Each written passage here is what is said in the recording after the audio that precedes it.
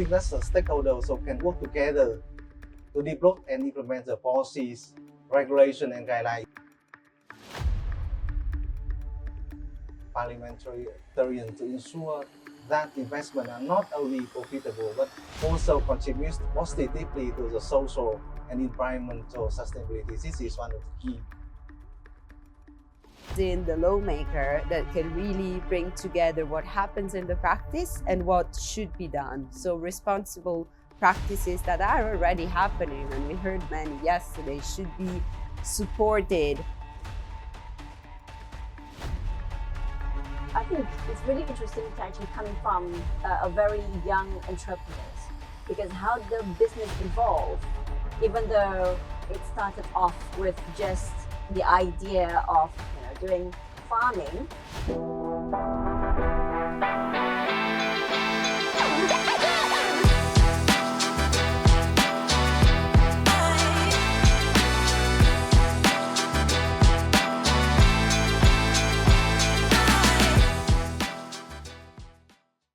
Hello everyone and welcome to IPAcast, Amplifying Voices of IPA.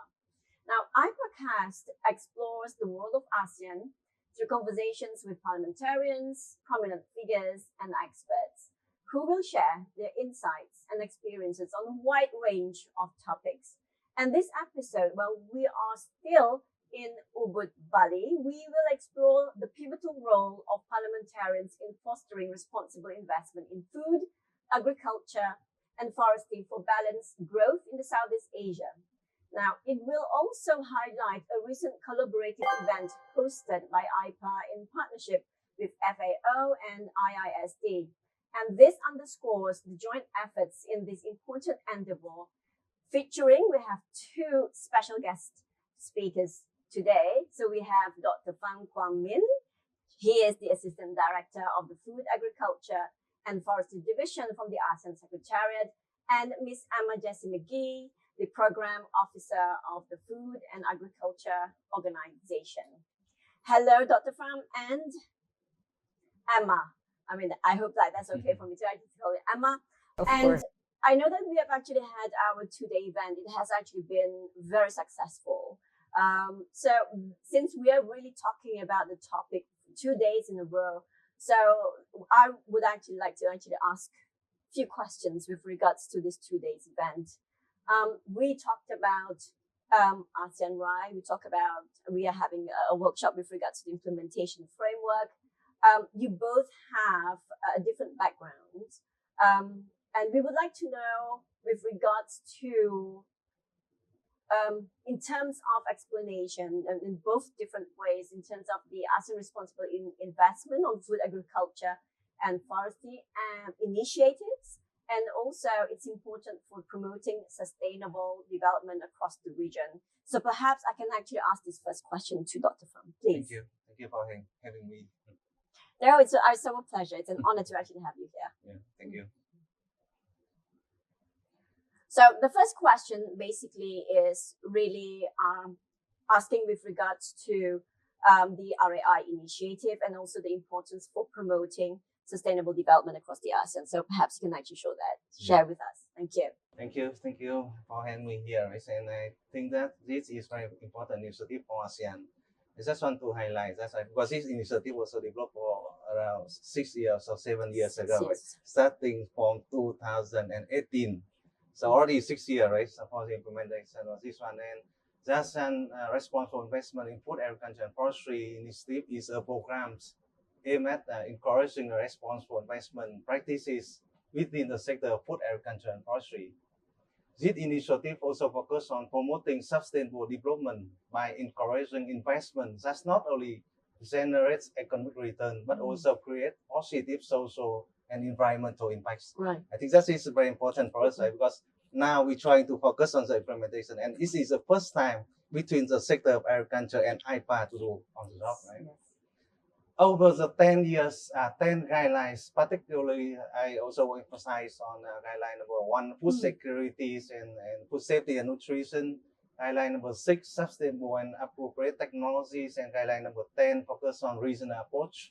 I believe that this specific guideline also highlights the importance ensuring food security, food safety, which is one of the important is the reason, right? Yes. Highlighting the importance of the sustainable and appropriate technology, adopting the reasonable approach to address the common challenge, especially when we discussed yesterday, right? That digital technology also plays a key role, and in ASEAN, we try to promote the digitalization in the sectors.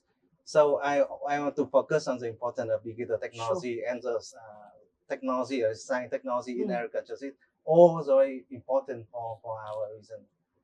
The importance of the ASEAN RISE initiative for promoting responsible and sustainable development across the ASEAN region is significant, as I mentioned, right? By promoting responsible investment practices, the initiative also helped in ensuring that investment in food, agriculture, and forestry sector are made in a way that benefit local community, preserve natural resource, and minimizing the negative environmental impacts. And yesterday we also have startup there. I am very interested in the example, right? We try to connect between the sustainable agriculture and then the tourism sector. So I will also discuss with them on how we can have a pilot project to support the implementation of the guideline. Through the RISE initiative, right, ASEAN country can attract investment that supports sustainable agricultural practices. That is one of the key priority for ASEAN. Under the Lao PDR, right, 2024, Lao also the chairman of ASEAN. Right? So we try to have action plan for promoting the responsible and sustainable agriculture. And I believe that this is one of the key, maybe pivotal issues that we also need to focus on. Overall, the ASEAN response for investment in food, agriculture, and forestry initiative plays a crucial role in advancing sustainable development goals in the ASEAN region by promoting responsive investment practices that benefit both society and the environment. Okay, no, thank you so much for that. I mean, yesterday was really interesting, really, to hear from Petani Muda. So that was basically and how it's actually linked where they are actually helping the local farmers as well. And that also lead to tourism is what you actually mentioned. It's one of those that we actually see how entrepreneurs actually comes in. Emma, I would like to ask you the same question. Yes, so it's hard to comment on what Dr. Pham has been saying, but I think really the reason why the ASEAN RISE was adopted is important to keep in mind. And this is that more investments in the agriculture, food, and forestry sectors are required. And it's also important to understand why it is important to invest in these sectors. There are a number of reasons, but I'd like just maybe to summarize a few.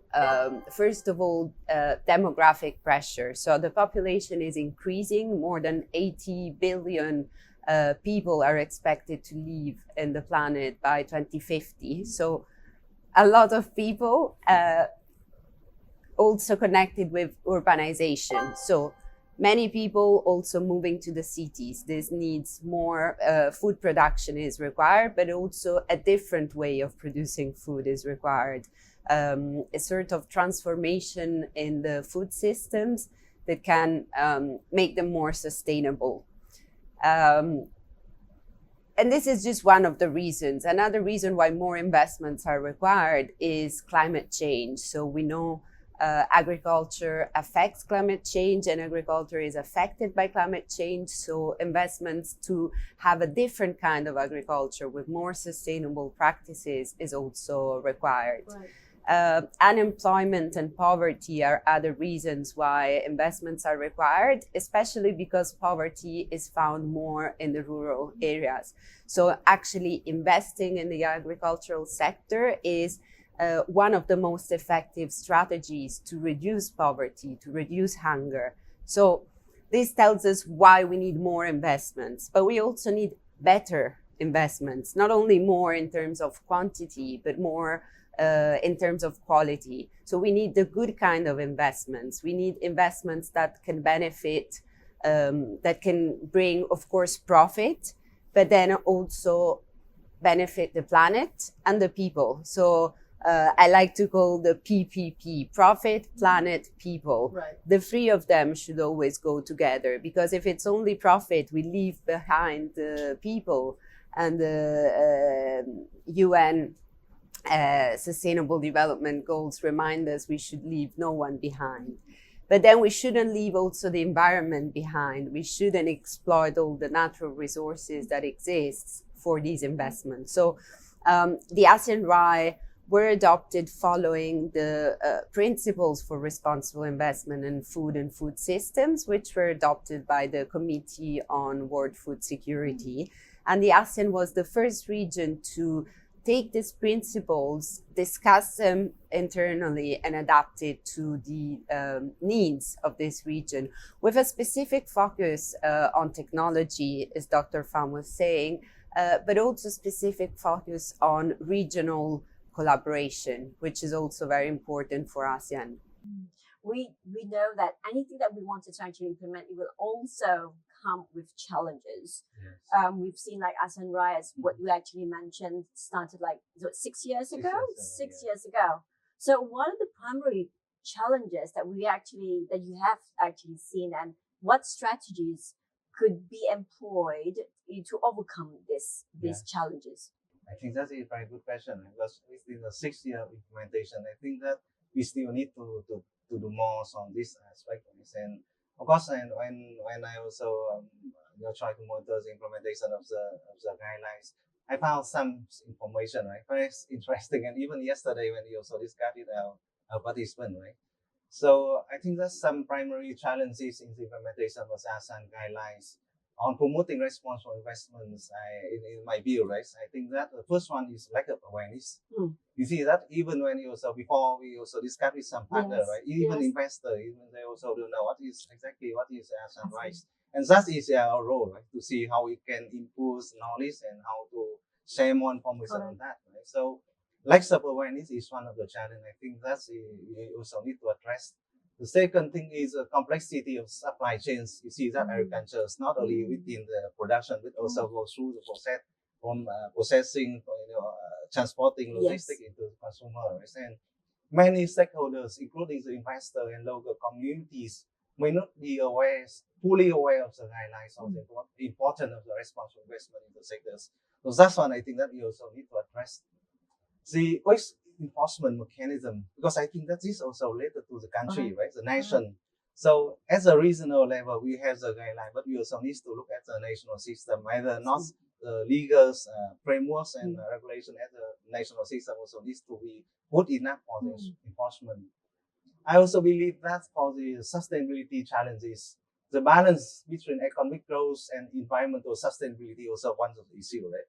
If you focus more on economic matter, maybe the environmental issue will be ignored, right? So I think that's also one of the important, because a lot of countries, not only within the ASEAN region, more focus on economic development instead of the environmental aspects. So I believe that is also one of the challenges. And then maybe the awareness campaign. Conduct extensive awareness campaign targeting the investor business, right, and all the relevant stakeholders. Also one of the things that we also need to focus on, because I think that at this point in time, right, in spite of the fact that the guidelines also have around 6 years, right? Yes. But how about the awareness campaigns? So how we should focus on that? I think that is also one of the challenges we need to focus on. Capacity building, right? And also provide training and capacity building, also one of the things I think that we also need to focus, and stakeholder engagement. You see, right, in the whole process, right, starting from the production to the whole value chain, we need to see how the different stakeholders engage in the whole process, and that's also one of the challenges. I think you're right, Dr. Pham. With regards to awareness, have we actually been doing enough awareness? We talked about it, 6 years along the line, some of our members have even heard of ASEAN RAI. So, I mean, it's good that this workshop, again, our first time ever engaging through to CSO, to expertise, on a very wide range of level of different diverse background people yesterday. So what about on your side, Emma? What do you find it really challenging? Well, I think just now you were mentioning awareness, and I think I should, from my experience in FAO, emphasize that awareness is never enough. So there are still a lot of stakeholders who do not know about the ASEAN RAI. There are then some actors that have heard of the guidelines, but then the guidelines are quite a structured document. They encompass many different topics. So there is agriculture, there is forestry, but there is inclusion of women, youth, indigenous people, local communities. There is climate change issues regarding adaptation, mitigation. So there is a lot inside, and it's not so easy to know. And then it's not so easy to understand. And this is why I agree very much. Capacity development is required, and capacity development that connects with the national context. So every country, of course, in the region has different policies, also different ways of working inside. And it's important to develop the capacities to apply the RAI, but in connection with what the countries have in their national context precisely. Something else that is connected to this, and I've seen many times, is that because of the fact that the ASEAN RAI cover many topics, they also relate to the mandate of different government agencies, so different ministries within the parliaments, different committees. Also within the other sectors, there may be different sectors who are more or less connected. So one important challenge for us is also ensuring there is coordination and communication within the same countries and then across the countries. So they can share what they have been learning, they can share their own challenges, they can learn from each other. Yeah, I think I will stop there because there are many challenges, but we also think there are many opportunities. That's what we actually hear from our members today as well, with regards to we have a regional level, but we also have the national level that consists of a wide range of stakeholders that we need to actually really, the parliamentarians needs to actually engage on the national level. And it's a cross-cutting. It's never one ministries in the first place. It's always sometimes end up with 3 different ministries that they actually have to really engage. Now, yes, our engagement with stakeholders has again been very successful. But Dr. Pham, how do you envision that the role of stakeholders, collaboration in achieving the objectives of the ASEAN RAI, and what best practices do you think can actually be adopted to foster such collaborations? Yes, I think that's from the challenge, right? We also need to identify the roles, as I mentioned. When we also implement this one at the country level, right? Various ministry, various organizations, including the investor, also engage in the process, right? And the role of them, right? And how to convene them into one place, also the challenge for us, right? So stakeholder cooperation also plays a crucial role in achieving the objective of the ASEAN guidelines on promoting responsible investment in food, agriculture, and forestry. Effective cooperation among various stakeholders, including the investor. I want to focus on investor because they are the one to do the work of the ground. Right? And you see that government agencies, civil society organizations, and local communities also plays a key roles in the whole implementation of the guidelines. For me, right, I think that's the role of the stakeholder cooperation also important. The first one, knowledge sharing. You see that we just discussed, right? And how to share the knowledge. What is the responsible investment? Yes. What is the insight of the 10 guidelines? Right? And of course, they're already there, but we need to have something like knowledge sharing. And even Poinson FAO also conducts that, as you mentioned, right? The World Food Security also focus on this one. And we also want to know what happened in the FAO and also the other part of the world, right? Risk mitigation, I think that collaboration also help identify and also mitigate the risk associated with investment in the food, agriculture, and forestry. Promoting the long-term sustainability also one of the things I think that's a stakeholder also need to focus on. Policy development, I think that's a stakeholder also can work together to develop and implement the policies, regulation, and guidelines. You see that, right? For instance, if you have the policy on the paper, right? And then the investment also comes on the ground, right? Yes. So how to connect the laws and regulation into the real action also the thing we need to focus. Right. For best practices, for fostering the stakeholder cooperation, I also think that I have some idea, right? For instance, we need to focus on create a kind of multi-stakeholder platform, for instance, right? Establishing platform that brings together diverse stakeholders to facilitate a dialogue, knowledge sharing, and partnership building. Also one of the solution. Engagement and consultation. I think that involves stakeholders at the state of policy development and implementation to ensure that the perspective and interest are considered. So when the government policymaker do some kind of the policy, right, you need to consult, right? Of course, right?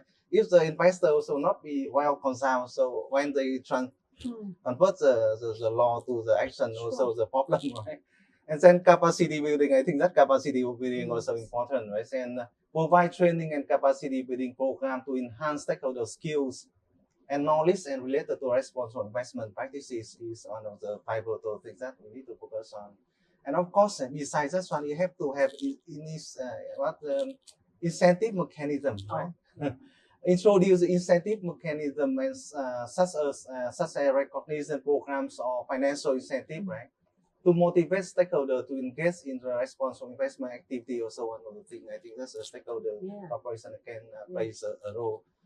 So by fostering a cooperation, right, among different stakeholders, right, and adopting best practices such as the mentioned, of course, I also different, different stakeholders.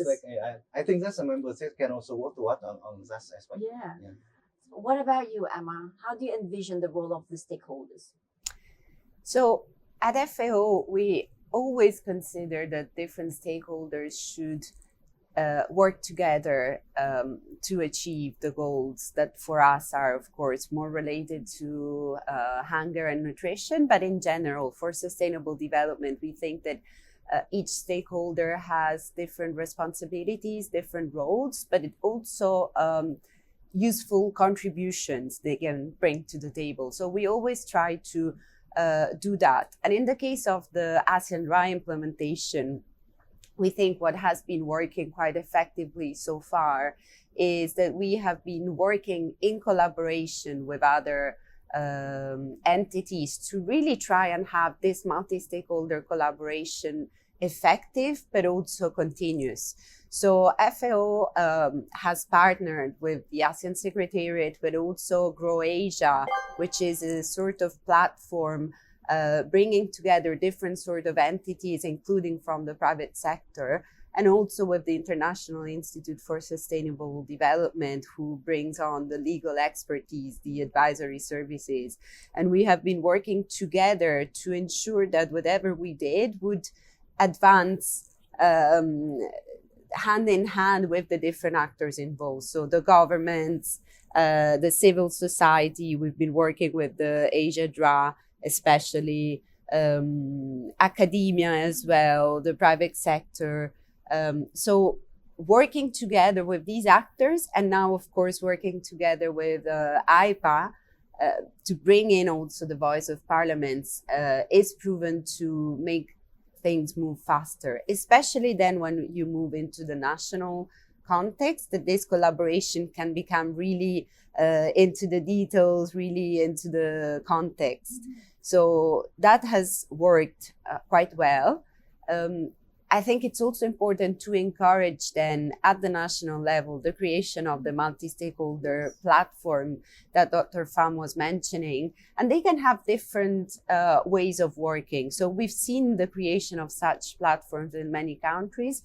We've seen, for instance, in the region, Lao PDR has been facilitating multi-stakeholder dialogues for 3 years in a row now. So they have done a dialogue on RAI in 2020, 2021, 2022, from 2021 to 2023, and then they're doing another one towards the end of the year. And basically they gather all the stakeholders that are working around RAI in the country, and they check on the status of RAI. So they can, doing this every year, they can update the status of how the things are going. And this has been done in parallel with a survey for even more stakeholders in the country to say their perspective about how the country is doing on RAI. So we think this is a best practice that could be replicated in other countries. And it's basically currently been done by Lao PDR. Yes, so each country could regularly hold a multi-stakeholder dialogue at the national level on RAI to check how they're doing, to share what is working, to share the challenges, to share ideas as well, and to check how they're doing. So this is something that can easily be done in other countries. And of course, the more regular this is, the more, let's say, continuous this is, the more this builds trust. So it's just making sure that the voices of all the different stakeholders can be heard, but regularly, and can be effectively incorporated in what the country is doing. So this can be quite effective, and this we really encourage to do. And then I think there is a stakeholder we never speak of, but for me is particularly important to remember. And I think through the IPACast, maybe we can reach to them, which are consumers. Consumers have the power to choose what they want to buy and support. And if they choose to support, for instance, companies that are sustainable, that have responsible practices in their operation, they are also transmitting their voice, and they're also voting, let's say. So I think also consumers have a very important role to play in this context. That's interesting, because I don't think we've actually touched much on consumers. Yeah. It's always focusing more on, behind all those. My final question is, Dr. Pham, now based on the recent stakeholders dialogue that we actually have, the key insights that you can actually share, and how might these discussions really enhance the understanding and implementation of RAI? Because we talk about RAI all the time, but now it's really RAI among the parliamentarians. Yeah. You see that even I just want to complement what Emma also mentioned, right, for the role of the different stakeholders. So yesterday during the dinner time, right, we also have a small discussion between the 4 different stakeholders, right? Yes. Including the ASEAN Secretariat for me, right? Yes. And Emma for FAO's IISD, right? And then Grow Asia. Yeah. We talked to how to have a good project to focus on investment, responsible investment, right? We try to discuss, and the role is quite clear, right? For instance, for Grow Asia, there's a private sectors. They can engage a different investor from the region, right? From the private one. From FAO, they have knowledge, right? You have knowledge on the responsible investment. And from ASEC, we know how to drive the process. And then IISD also has expert on the legal and policy. So I found that in the discussion, right, we have our own roles in the process, but the key thing here is to promote the responsible investment and the implementation of the guideline. So coming back to the question related to the key insight, right? Because I also attend the meeting, I observed the discussion. So for my observation, right, I also found that there are some insights that have emerged that could also enhance the understanding and implementation of the guideline. For instance, the first one, right, the Sustainable Development Goals alignment. I believe that stakeholders yesterday, they also focused on the discussion. They emphasize on the importance of aligning the investment in the sector of food, agriculture, and forestry with the SDG set by the United Nations. And then this insight, I think that this also highlights the need for the parliamentarian to ensure that investment are not only profitable, but also contributes positively to the social and environmental sustainability. This is one of the key insight I also got from the discussion. The second is community engagement. Discussion, right, also have highlight the significant roles of locals, communities of people, all the relevant stakeholders, right? And it is essential for parliamentarians to engage with the and empower local community to ensure that investment are inclusive, respect human rights, and benefits broader, the population. And again, here I'm also interested in the the project by our startup, right? So they mentioned about the connection, the people there, and all the tourism community-based tourism, and they also try to promote the connection. They try to attract, the farmer, young generation, and that's also one of the issue. I think that we need to expand and scaling up to the ASEAN region. Transparent and accountability, right? I think that's for stakeholder has emphasized importance of transparency in the policy and law, right? And accountability in investment process. And then I think that parliamentarians also could set a line on the need to mitigate the environmental impact of investment in these sectors. Parliamentarians also should consider incorporating measures to promote sustainable land use, biodiversity conservation and climate change mitigation in their policy making and implementation was a highlight. I also very happy to see the representative from ASEAN Biodiversity Center, right? So we also have some discussion with them, right, to see how biodiversity also included in the priority of ASEAN to focus on sustainable and responsible investment in our sectors. Thank you.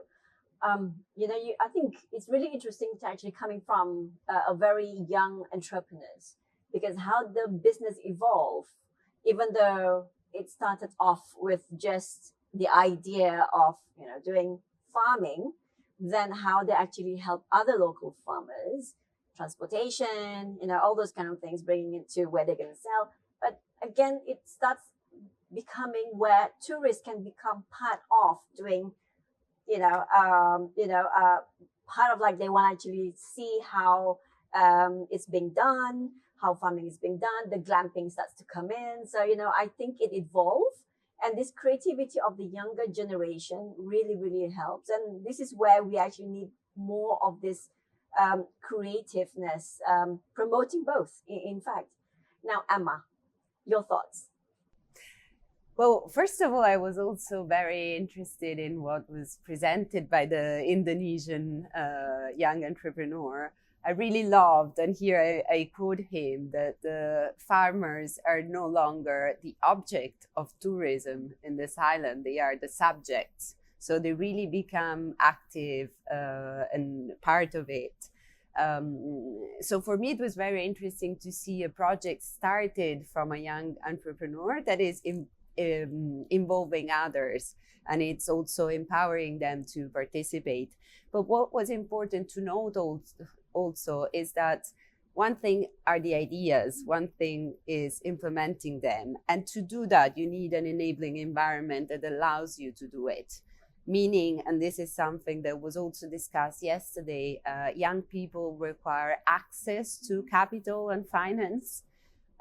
Because with the ideas only, they cannot go anywhere. They require access to education, or also accompanying programs that can allow them to set up such businesses. They require access to resources, meaning land, meaning productive assets, meaning whatever they require for these businesses. And so here also can come in the parliamentarians with their role. And again, something that was shared yesterday, in the island of Bali, there is a specific regulation that says, I can't remember the exact percentage, but there's a percentage that restaurants should supply from sustainable farming. So with that regulation, sustainable farming or sustainable farms have let's say their work is facilitated, because then restaurants have to buy from them. So they have no option. They have to buy from them. And this really allows them to continue the work they're doing and sell effectively. Because if you produce sustainably, but no one is buying from you because the price is too high, because it's difficult to reach you, then there is a gap. But here comes in the lawmaker that can really bring together what happens in the practice and what should be done. So responsible practices that are already happening, and we heard many yesterday, should be supported also by regulations that enable them to do their job, basically. There are many companies, and we heard yesterday from others, that are willing to do things better and better. But then if that becomes only an additional costs for them with no benefit, they cannot continue because they won't have financial sustainability. So again, here comes in the lawmaker that can really avoid this race to the bottom to do things cheap and easy. But if the lawmaker can really contribute to make things sustainable and to pay the effort of those who are already doing it that way, which are many. Yes. So I think there was a lot of interesting discussion on that. I agree. The supply and demand. So it's a really interesting topic that we actually discussed these 2 days. I'm afraid we are actually coming to the end of our episode. Just like to say thank you to Dr. Pham and also Emma. So, and thank you so much to our listeners for iPodcast, and so stay tuned for more episodes, and don't forget to follow our social media.